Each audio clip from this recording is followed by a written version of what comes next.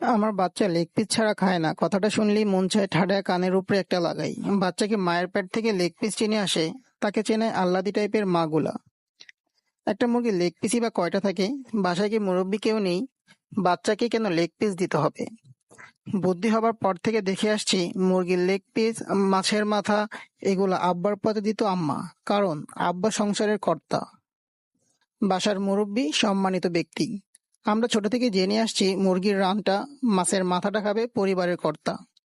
তার মানে এই না যে আব্বা আমাদের বঞ্চিত করে একাই খেত, সবাইকে নিয়েই ভাগাভাগি করে খাওয়া হতো, কিন্তু উঠতো আব্বার পাতে।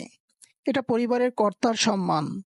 আমরা বাসায় মুরগি বা হাঁস রান্না হলে আমরা দুজন দুইটা রান নেই, ছেলে ও মেয়ে নেয় বুকের সলিড মাংস বা অন্য কোনো পিস।